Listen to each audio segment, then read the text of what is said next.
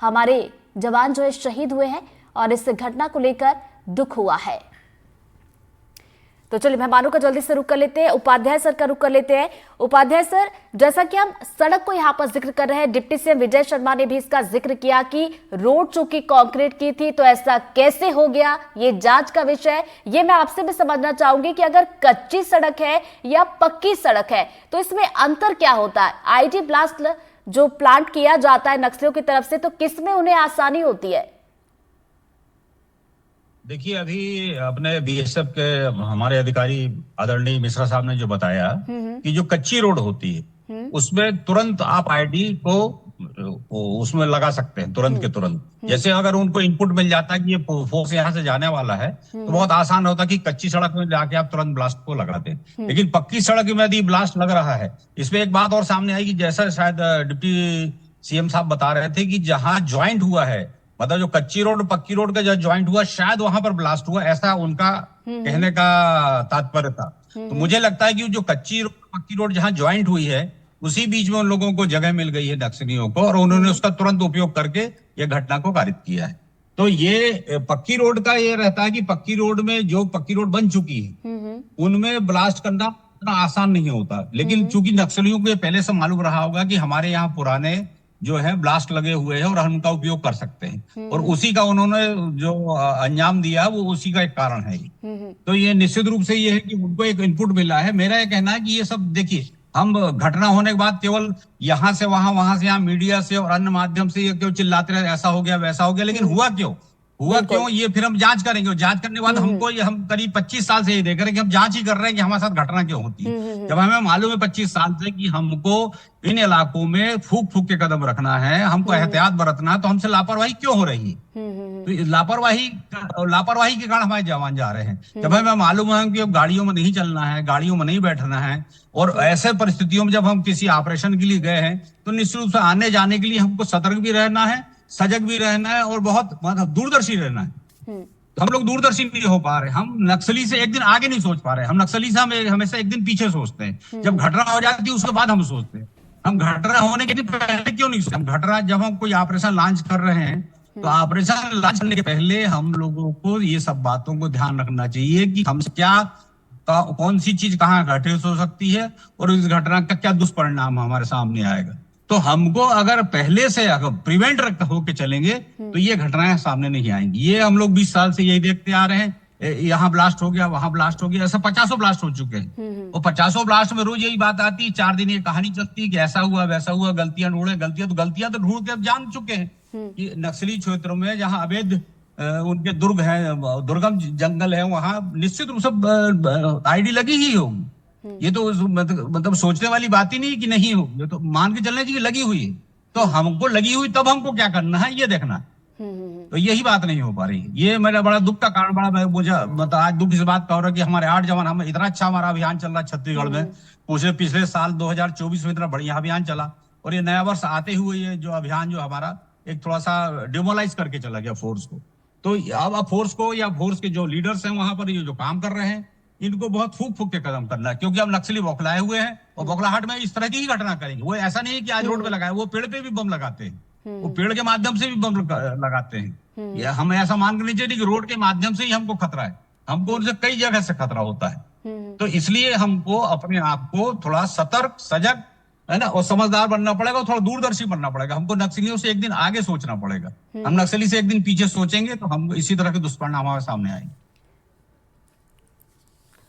तो चलिए, सर बता रहे हैं कि नक्सली जो है बौखलाए हुए हैं और इस वजह से वो इस तरह की घटनाओं को अंजाम दे रहे हैं। चूंकि देखिए पिछले साल हमने देखा कि लगातार हमारे जवानों को सफलता पे सफलता मिलती जा रही थी, नक्सलियों को हम ढेर कर रहे थे। तो वहीं हमने ये भी देखा था कि कई नक्सली, इनामी नक्सली बड़े कमांडर जो है उन्होंने भी समर्पण यहाँ पर किया था। पीके मिश्रा सर हमारे साथ लगातार बने हुए। सर, आपसे ये जानना चाहूंगी कि जिस तरीके से हमने रोड को लेकर जिक्र किया, सर कह रहे थे कि चूक हो गई।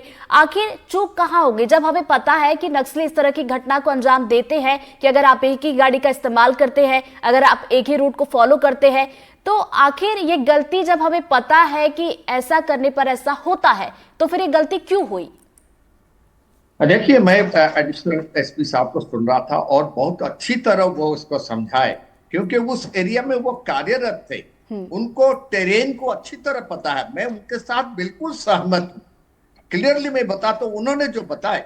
अब मैं जो फोटोग्राफ अभी जो आप फ्यूज दिखा रहे हैं और जो डिप्टी चीफ मिनिस्टर साहब बता रहे थे, ये जो आईडी लगा था, ये कंक्रीट रोड के ऊपर नहीं लगा है। ये उस जगह पर लगा है जहां पर कंक्रीट रोड और कच्चा रोड के बीच में जो पार्थक्य था उसके ऊपर लगा है। इसका मतलब नक्सलाइट्स ने उस एरिया को उन्होंने टारगेट किए जहां पर कि आसानी से आईडी प्लांट कर सकते हैं, जो उनको उस जगह पर मिल गया। अगर उसको कंक्रीट रोड के ऊपर लगाना पड़ता, गड्ढे बना करके उसके ऊपर मिट्टी बिछाते, पता लग जाएगा। और अगर पूरा कच्चा रोड है तो कच्चा रोड में आप कवर कर लो, पता नहीं लगेगा। लेकिन उन्होंने ऐसा जगह पर लगाए ताकि उसमें बिल्कुल पता नहीं लगेगा। और ये जो रोड आप दिखा रहे हैं, जो व्यू में मैं देख रहा हूं, ये उबड़ खबड़ रास्ता है, मतलब क्रैक्स हुआ है जमीन।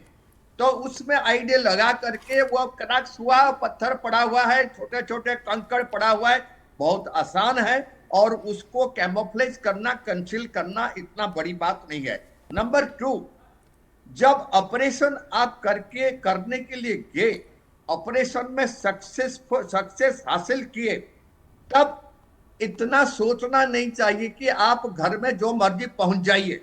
No, that is the way जहां पर नक्सलाइट्स आपको आघात करेंगे, आपके ऊपर एम्बुश करेंगे, आपके ऊपर ग्रेनेड फायर करेंगे और आपको इम्प्रोवाइज एक्सप्लोसिव डिवाइस लगाएंगे। वही चीज हुआ।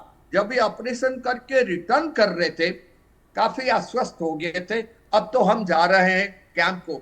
नो, कौन सा गाड़ी इस्तेमाल हुआ, कितने आदमी गाड़ी में थे, किस रोड में आ रहे हैं, क्या रोड को आरोपी लगाया गया था, क्या ये इंफॉर्मेशन नक्सलाइट्स को नहीं लगा कि आप ऑपरेशन करके इतना आदमी गाड़ी में बैठे और चल पड़े अपना कैंप को, इस रास्ते में जा रहे हैं।